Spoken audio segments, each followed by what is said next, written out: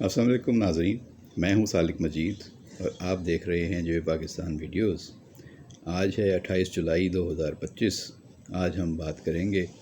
ایک media house کے حوالے سے، جس کے بارے میں مجھے انہی کے قریبی لوگوں نے بتایا کہ ہمارا ایک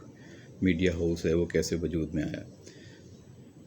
تو ایک بزنس مین خاندان تھا، ان کے ہاں اولاد نرینہ نہیں ہو رہی تھی۔ انہیں کسی نے ایک پیر صاحب سے ملوایا اور پیر صاحب نے انہیں ایک وظیفہ بتایا، اور وظیفے کے بعد ان کے ہاں اولاد نرینہ ہوئی تو وہ بہت خوش ہوئے، اللہ کا شکر بجا لائے اور ان کا پیر پکا ہو گیا۔ ظاہر ہے جس کے یہاں اولاد نرینہ نہ ہو اور اس نعمت سے اللہ تعالیٰ اس کو سرفراز کر دے تو بس پھر جو ہے وہ اگر کسی کے وظیفے سے ایسا ہوا ہے تو ظاہر ہے اس کی تو پھر قدر بڑھ جاتی ہے۔ تو اس خاندان کے ساتھ بھی ایسا ہی ہوا اور ان پیر صاحب کی کافی قدر و اہمیت جو ہے اس خاندان کی نگاہ میں ہو گئی، اور اس کے بعد وہ اپنے تمام فیصلوں میں ان پیر صاحب سے صلاح مشورہ لینے لگے۔ یہ خاندان پنجاب کے ایک بڑے شہر سے تعلق رکھتا ہے اور پیر صاحب بھی پنجاب سے ہی ہیں۔ پیر صاحب کے لیے پھر انہوں نے نذرانے بھی پیش کیے، لیکن پیر صاحب بہت سادہ طبیعت کے تھے۔ پیر صاحب نے انہیں بزنس میں کچھ صلاح مشورے دیے تو انہوں نے اس پر عمل کیا اور وہ کامیابی حاصل کرنے میں سب سے آگے نکل گئے۔ مثال کے طور پہ انہیں کہا گیا کہ آپ بیکری کے بزنس میں جو ہے وہ فلاں کام کریں، تو انہوں نے کیے اور وہ بیکری کے کاروبار میں کافی نمایاں ہو گئے۔ پھر انہوں نے کوئی کولڈ ڈرنک لانچ کرنے کا مشورہ دیا تو وہ کولڈ ڈرنک ان کی کامیاب ہو گئی اور اس نے دھوم مچا دی۔ پھر انہیں کہا گیا کہ اب آپ اپنے بزنس کو پاکستان سے باہر لے جائیں، اور اس کے لیے لندن اور نیو یارک کے بارے میں پوچھا گیا تو اس پہ بھی گرین سگنل ملا، تو وہاں گئے، وہاں پہ بھی ان کا بزنس کافی کامیابی سے ہمکنار ہوا۔ تو اس طرح قدم بقدم ان کی ہر چیز جو ہے وہ صحیح ڈائریکشن میں آگے بڑھ رہی تھی اور وہ کامیابیاں سمیٹ رہے تھے۔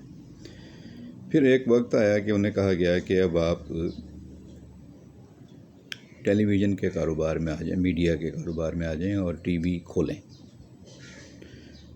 تو انہوں نے پھر اس طرف قدم بڑھایا اور میڈیا ہاؤس بنا ان کا، اور ٹی وی چینل انہوں نے جو ہے وہ کھول دیا۔ اس دوران انہوں نے پیر صاحب کے لیے جو ہے ایک بہت بڑی کوٹھی یا بنگلہ تیار کیا، اور اس میں ان کے لیے بہت اچھی اچھی گاڑیاں اور ان کے لیے ساری زندگی کی جو بظاہر آسائشیں ہیں وہ وہاں پہ انہوں نے مجسر کیں، اور پیر صاحب سے التماس کی کہ وہ ان سب چیزوں سے استفادہ کریں، لیکن بتایا گیا کہ پیر صاحب جو ہیں وہ ان سب چیزوں سے زیادہ مروب نہیں ہوتے، اور وہ اس کوٹھی میں بھی منتقل ہوئے لیکن چارپائی ڈال کے سوتے ہیں۔ بہرحال یہ ان کی سادہ طبیعت ہے، یہ جو بھی۔ اب ایک وقت ایسا آئے گا کہ اس میں پیر صاحب نے انہیں بتایا ہوا ہے کہ جب فیصلہ ہوگا کہ پیر صاحب کو دنیا کے سامنے لے کے آنا ہے، تو اسی لیے وہ ٹیلی ویژن کو ٹی وی کھولا گیا ہے، تاکہ پھر جب مناسب وقت موقع آئے گا تو پیر صاحب کو دنیا کے سامنے لے کر آنا ہے، اور پھر پیر صاحب دنیا کے سامنے آ کر بہت ساری اہم باتیں بتائیں گے۔ تو دیکھیں وہ وقت کب آتا ہے۔ لیکن بتانے والی بات یہ ہے کہ پیر صاحب نے اکتوبر 2024 سے پہلے یہ پیش گوئی کی تھی کہ اکتوبر 2024 کے بعد پاکستان کا ستارہ عروج پہ ہوگا، پاکستان کی قسمت چمکے گی، پاکستان تیزی سے ترقی اور خوشحالی کی منازل طے کرے گا، اور پاکستان کو خوشخبریاں ملیں گی۔ اب یہ بات ہے اکتوبر 2024 سے پہلے کی، اور 24 کے بعد سے پاکستان اب آ چکا ہے۔ آج ہم 2025 میں جولائی کا اختتام ہونے والا ہے، تو اب آپ خود اندازہ لگا لیں کہ جولائی تک، یعنی اکتوبر 2024 سے جولائی 2025 تک پاکستان کی قسمت کا ستارہ کیسا چمکا ہے، پاکستان نے کیا خوشخبریاں سنی ہیں، پاکستان کو کیا کیا کامیابیاں ملی ہیں۔ تو سیدھا ہمیں نظر آتا ہے کہ پاکستان نے بھارت کے خلاف بہت بڑی جنگ جیتی، بھارت کو شکست دی، اپنے سے اتنے بڑے دشمن کا منہ کھٹا کیا، اس کے دانت کھٹے کیے، اس کو زمین بوس کیا، اس کے طیارے رافیل جیسے طیارے جو دنیا میں کوئی نہیں گرا سکتا تھا وہ پاکستان نے گرائے۔ اور ہم نہیں کہہ رہے، اب تو صدر ٹرمپ کہہ رہا ہے کہ جی 5 طیارے گرے۔ تو مودی کو تو اپنا منہ چھپانے میں مشکل ہو رہی ہے، اس کی تو پوری اپوزیشن اس پہ چڑھی ہوئی ہے، اور انڈیا میں اب اس کا جو ہے وہ بینڈ بجایا جا رہا ہے کہ بھئی تم نے یہ کیا کیا، جنگ لڑی اور اس کے بعد جو ہے وہ شرمناک شکست ہوئی اور پھر جا کے ٹرمپ کے پاؤں پکڑے اور جنگ رکوائی۔ تو پاکستان کو خوشخبریاں تو ملی ہیں۔ پاکستان کو اور کیا خوشخبریاں ملی ہیں کہ پاکستان کو آپ دیکھ لیں کہ پاکستان کی اکنامی جو ہے وہ بہتر ہو رہی ہے، پاکستان کی جو انٹرنیشنل ریٹنگز ادارے ہیں وہ پاکستان کی ریٹنگ کو پازیٹیو کرتے جا رہے ہیں، پاکستان میں زر مبادلہ کے ذخائر میں ریکارڈ اضافہ ہوا ہے، پاکستان کو اوورسیز پاکستانیز نے جتنا پیسہ اس عرصے میں بھیجا ہے اور مسلسل بھیج رہے ہیں، یہ تو ماضی میں کبھی کسی نے سوچا بھی نہیں تھا،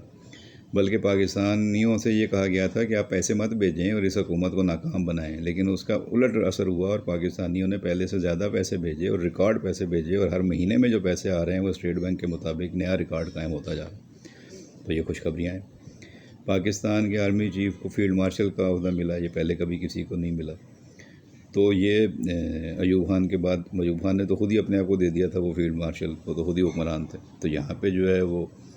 حافظ صاحب کو جو ہے وہ فیلڈ مارشل کا درجہ ملا، اور اس کے بعد دنیا میں ان کی پذیرائی عزت دیکھیں کہ ٹرمپ بھی ان کو بلا کے کھانا کھلا رہا ہے، اور اس کے بعد ابھی چائنا میں بھی ان کو بلایا گیا، اور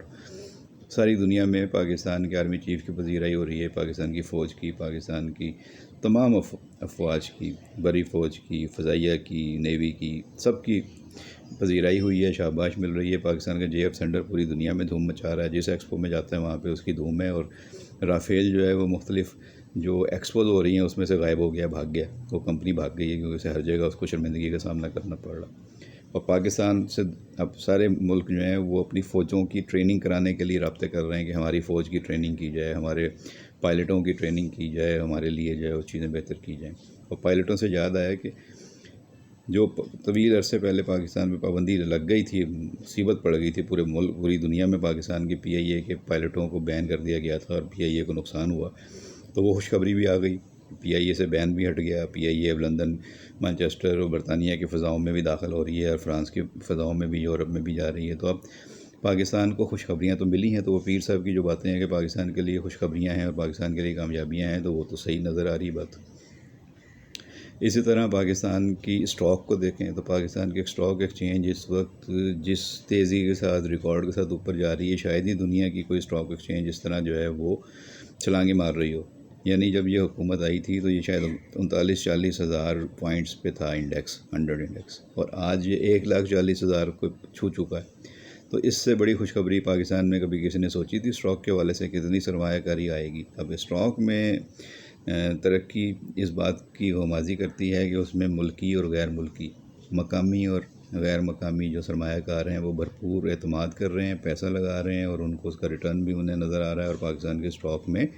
جان آئی ہوئی ہے۔ اور پاکستان کا ڈالر بھی آپ دیکھیں کہ مستحکم ہوا ہے ریٹ پہ، بلکہ ڈالر تھوڑا نیچے ہی آیا ہے، اوپر نہیں گیا، ورنہ جس طرح پچھلے ادوار میں اوپر جا رہا تھا تو اس لحاظ سے تو اس کو جو ہے وہ 500 کا ہو جانا چاہیے تھا، لیکن اللہ کا شکر ہے کہ یہ 500 پہ نہیں گیا بلکہ 300 سے نیچے ہی رکا ہوا ہے، اور پاکستان جو ہے وہ چیزیں بہتر کرتا جا رہا ہے۔ تو پاکستان کے لیے دنیا بھر میں اب پاکستان کے گرین پاسپورٹ کی عزت میں اضافہ ہو رہا ہے۔ اب پاکستان کو مختلف ملکوں نے،